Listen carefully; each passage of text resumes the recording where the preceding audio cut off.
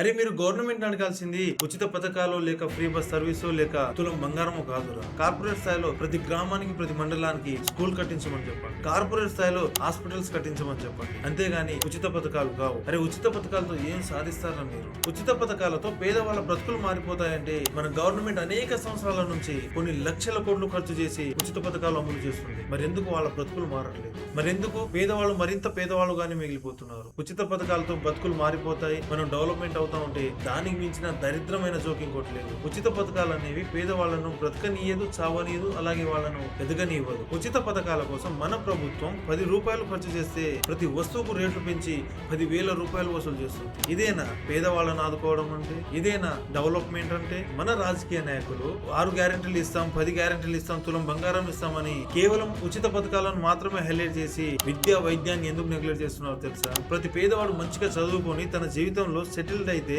వీళ్ళిచ్చే 500కు 1000 రూపాయలకు అమ్ముడుపోడు. ఉచిత పథకాలకు ఆశపడడు. ఫ్యూచర్ లో గవర్నమెంట్ చేసే తప్పుల్ని వేలెత్తి ప్రశ్నిస్తాడు, అడుగుతాడు. మాట ఎన్నుకుంటే మళ్ళీ వచ్చే ఎలక్షన్ లో ఓడిస్తాడు. ఆ భయంతోనే రాజకీయ నాయకులు పేదవాళ్ళను దూరం చేస్తున్నారు. అందుకే ఒక పేదవాడు మరింత పేదవాడిగా మిగిలిపోవడానికి ఈ ఉచిత పథకాలే కారణం. అందుకే ఈ రోజుల్లో సరిగ్గా మాటలు రాని 3 ఏళ్ల పసిపిల్లల్ని నర్సరీ చదివించాలంటేనే 30,000 నుంచి 40,000 ఖర్చు అవుతుంది. దీన్ని బట్టి మనం అర్థం చేసుకోవచ్చు ప్రైవేట్ స్కూల్లో విద్య ఎంత కాస్ట్లీ అయిపోయిందో. ప్రైవేట్ హాస్పిటల్స్ కి వెళ్తే అక్కడ చిన్న చిన్న రోగాలకి 50,000 నుంచి 1,00,000 వరకు ఖర్చు అవుతుంది. మన దేశంలో ఒక పేదవాడికి నాణ్యమైన విద్య, నాణ్యమైన వైద్యం అందని ఆకాశంలో అయిపోయింది. అందుకే మన కన్నింగ్ రాజకీయ నాయకులు మెజార్టీగా ఉన్న పేద ప్రజలను ఉచిత పథకాలతో ఆశ పెట్టడం, ఓట్లు వేయించుకోవడం, అధికారంలోకి రావడం, ఉచిత పథకాలను ఇస్తున్నట్టు ఇస్తూ ప్రతి వస్తువులకు రేట్లు పెంచి 10 మళ్ళీ జనాల నుంచి వసూలు చేయడం, విద్యా వైద్యాన్ని కాస్ట్లీగా చేయడం, పేదవాళ్లను మరింత పేదవాళ్ళుగా మార్చడం వాళ్ళకున్న ఏకైక ఆశయం అదే. అప్పుడే కదా వాళ్ళు జీవితాంతం అధికారంలో ఉండేది, వాళ్ళ జెండాలు మోస్తూ మనం జేజేలు కొట్టేది. ఒక్కసారి ఆలోచించండి,